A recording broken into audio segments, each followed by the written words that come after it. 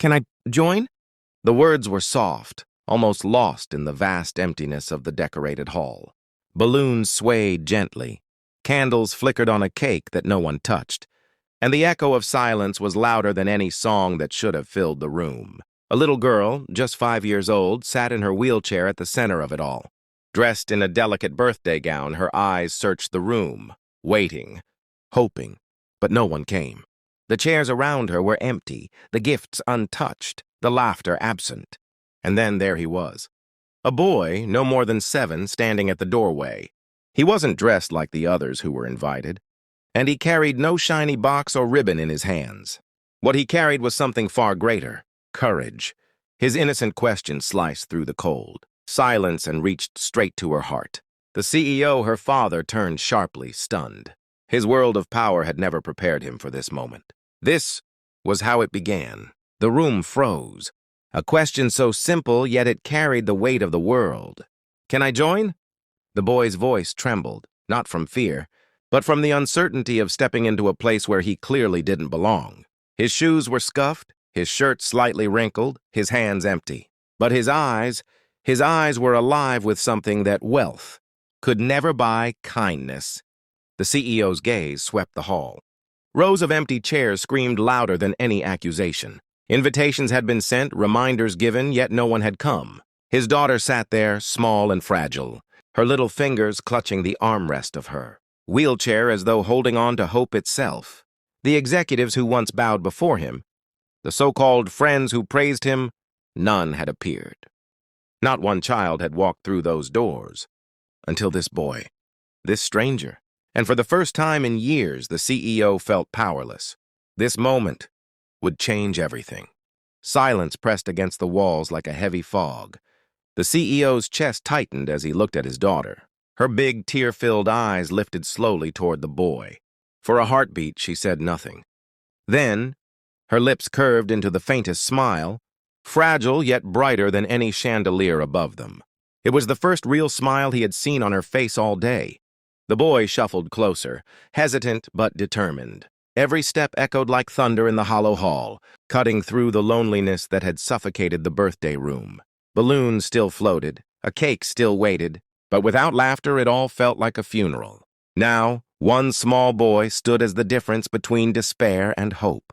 He didn't bring gifts, he didn't bring status, but he brought something greater: presence, the kind that could lift a broken heart. The CEO's executives exchanged uneasy glances. For once, they had no clever words, no false comfort. They simply watched, as kindness walked in uninvited. The boy's voice broke the silence again, gentle but steady. "Happy birthday," he whispered, as if those words alone could mend what the world had forgotten. The little girl's fingers twitched, her small hands gripping the edge of her chair. For the first time that day, her eyes no longer searched the door for guests who would never come. They focused on him. The CEO swallowed hard, his throat tight. This boy was not family. He was not invited. And yet, he was the only one who had given his daughter the gift she craved most: company, humanity. Slowly, the boy pulled a chair closer, its legs scraping against the floor. He sat beside her, small legs swinging nervously. Then he grinned, wide and innocent, as if the emptiness of the room had no power here. The CEO's executives stood frozen near the doorway, their polished shoes and pressed suits useless against the weight of what they were witnessing: compassion from a child. The boy clapped his hands together, offbeat but full of joy. "Let's sing," he said with a grin that stretched from ear to ear. And before anyone could stop him, his small voice rose into the air. "Happy birthday to you." The sound was shaky, unpolished, but it carried something greater than talent. It carried heart. Slowly, hesitantly, the little girl's lips curved into the faintest smile. Her paralyzed body could not dance, could not run, but her spirit leapt at the music of a friend who had appeared when no one else did. The CEO's eyes burned, his jaw tightening as he looked away, ashamed that strangers had been too busy, too proud, too blind to honor his daughter's day. Yet this boy, this child, had walked in with nothing but sincerity and had given her everything. The executives exchanged uneasy glances. Their world was one of power, contracts, and status.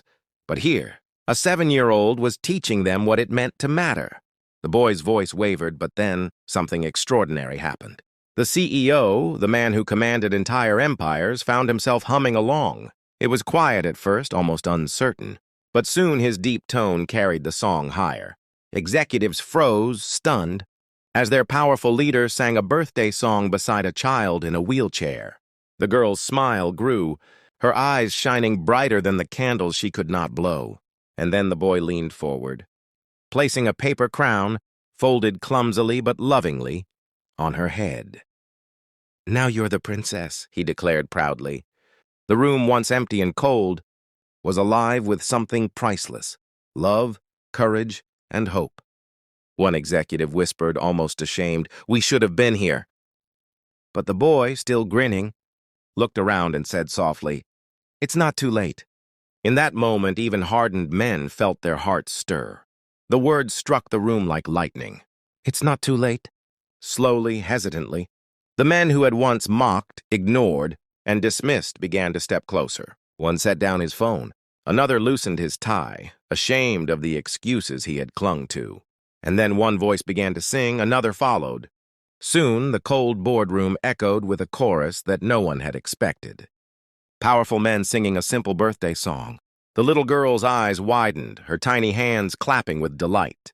The boy laughed beside her, proud and unshaken, as if he had always known this moment would come. For the first time, the CEO's eyes glistened, not with power, but with tears. He looked around at his peers, men humbled by a child's courage, and whispered, "This is the meeting that matters most." What was once emptiness had become a celebration. And all of it, because one boy dared to ask, "Can I?"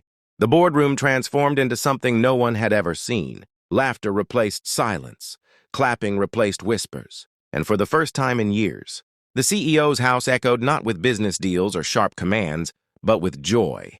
The executives, men once chained to their pride, bent down to hand the little girl balloons, toys, and gifts hastily gathered from their cars and offices. They sang louder, laughed harder, desperate to make up for the coldness they had once shown. And the little girl, paralyzed, fragile, forgotten, was no longer invisible. Her face glowed brighter than the candles flickering on the cake, her smile wider than the polished walls around her. The boy, only 7, watched it all unfold. He had given her what money never could: belonging. The CEO knelt behind his daughter, his arm wrapped around her small frame. He whispered, his voice breaking, "Today you gave her the world." The night deepened, but the warmth inside that home only grew brighter. What began as a forgotten birthday had turned into a celebration that would never be forgotten. The executives, once too proud to care, now carried the little girl's cake, lit the candles, and stood shoulder to shoulder, their voices shaking as they sang. The boy, small and humble, sat beside her, clapping with all the joy in his heart. The CEO watched in silence, every second etching itself into his soul.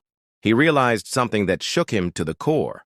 Power had built his empire, but compassion had saved his family. All the money, all the titles, all the polished walls, none of it had given his daughter what a single child's question had brought. Tears burned his eyes as the candles flickered. He looked at the boy, and for the first time in his life he whispered, "You've given me more than I could ever give you." The candles were blown out, the room bursting with cheers, and yet silence thundered in the CEO's heart. He saw his daughter laughing, a sound he feared he'd never hear again. He saw his men, once cold and arrogant, softened by a child's courage. And he saw the boy smiling shyly, unaware that his simple words had changed an empire. The CEO knelt before him, his towering figure humbled. "You didn't just save her birthday," he said, voice breaking. "You saved me." The boy blinked, confused, but the truth was undeniable. The story of that night spread like wildfire. A black boy's question had pierced the walls of power, healed a lonely heart, and taught giants what it meant to be human. And so the world would remember, greatness is not found in titles or wealth, but in kindness, in courage, and in the smallest voice that dares to ask, "Can I join?"